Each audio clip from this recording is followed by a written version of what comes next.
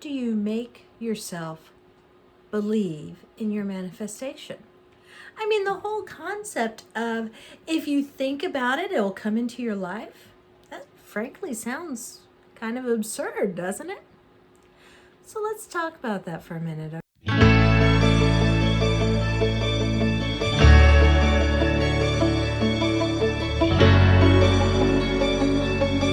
I'm Marna, and thank you for joining me. So, how do you make yourself believe in the law of attraction, or in manifestation, or in your ability to affect the quantum field at all? Now, to tell you the truth, I have a master's degree in science.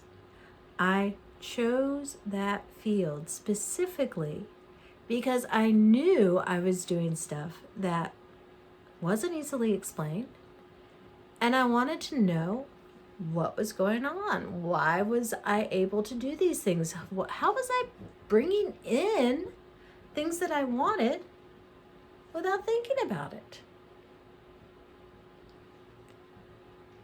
Now, it all comes down to understanding quantum physics. Take everything you know about Newtonian physics, the physics of the 3D world, toss it out the window. Because Newtonian physics is only the surface. It's the tip of the iceberg. Quantum physics is the force that actually makes it all work. It's the force that makes gravity hold you to the earth. So quantum physics has a number of very complex moving parts. But what you need to know for manifesting is the way that energy affects energy. Now, the first thing you have to accept is that all of this is not a solid object. It is an energetic form. Einstein explained this with his E=mc² that we've all heard about, but how many of us have ever really bothered to understand? But what it boils down to is everything, even seemingly solid objects, consists of very, very tiny particles that are vibrating at set rates. When you realize nothing is truly solid, it is all vibrating, then you can start to see how the universe is comprised of energy that just tends to look like solid objects from time to time. The next step to understand is that all energy affects other energy around it. And you can see this every day. How many times have you gone outside in the summer and touched a rock or pavement, and it has been warm because of the sunlight? I mean, we've all done it, right? We've all had that hot foot experience where you're trying to walk across blacktop in the summer. At least if you live in the South, you do, because it bubbles up. It gets really messy. But that is an example of an transfer of energy.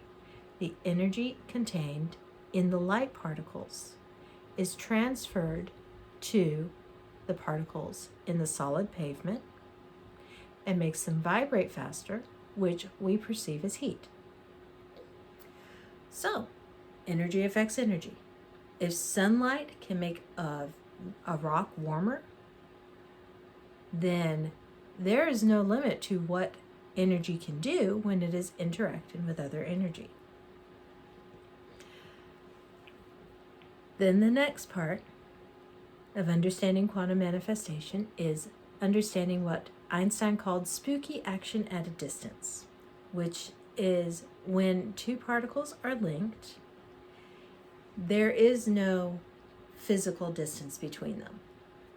You can take a particle and have it in a science lab at UC Berkeley and have its companion particle on the International Space Station orbiting the Earth, and those two particles will still react to each other the exact same way they would if they were in the same space. In fact, we are doing that now, and it's being used as a form of communication with really remarkably good results. When they sent data for 3D printing a needed tool to the International Space Station, this was the technology they used to send that data. So we have hard scientific proof that this is how the world works. When you understand that all things are energy, energy affects energy, and there is no distance between energies affecting each other, then suddenly the idea behind quantum manifestation becomes a lot more feasible. So, how does that increase your belief? If you're like most skeptical people, it really doesn't, because you can explain it. Now, the way to deal with your inherent skepticism, the way to deal with that tiny little voice in your head that is saying, oh, you're just deluding yourself into thinking you can do this, is to present it with proof. Present it with so much proof that you can no longer reasonably deny what's going on. Now, how do you do this? Since one of the core tenets of manifestation is you have to believe for it to work, how do you get that belief? It's really, really easy. First thing you have to do is something called the willing suspension of disbelief. And you are more than capable of this. If you have ever sat in a movie theater and gotten caught up in the storyline, that was a willing suspension of disbelief. You knew that there was not a laser battle going on in that screen. You knew that the story was fiction, but you were willing to allow yourself to believe it for the duration of the film. So, having that willing suspension of disbelief does make all of this much easier. But you don't absolutely have to have it. What you do have to have is a willingness to accept evidence that may run contrary to your skepticism. If you are going to just sit there and say, nope, can't happen, and nothing will budge how you think on that, then no, you're never going to be able to manifest, because you will block yourself. My mother was so good at blocking things like that she was able to keep other people from manifesting around her. She was manifesting her own zone of denial without realizing that's what she was doing. That is what happens if you are too firmly entrenched in your determination to not believe in what you can do. So the way we chip away, once you're willing to accept that things may be different than the 3D reality you've always been told, the way you chip away your skepticism is by presenting proof over and over and over. Write down on a sheet of paper 5 to 10 things that you just want to see happen. Make sure that these are things that are not impossible. Make sure that these are things that may be unusual, but do happen. I tend to use things like, I will see an armored car. I will see a yellow car driving down the road. I will see a swan. I will see a goose fly by. Things that are not impossible, but are unusual enough to be noticed if you're looking for them.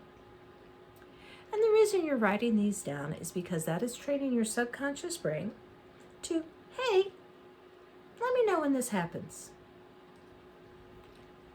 And it may take a while for this to happen. It may not happen within 24 hours. But keep track of it. Keep that sheet of paper written down, and every night before you go to bed, go through and see if there's anything on the list that you saw. Did you manifest a free cup of coffee? Did you see the armored car drive by? Did a yellow car pass you in traffic? Did you see a goose fly overhead? Did you see a Schwann's delivery truck with a picture of a swan on the side?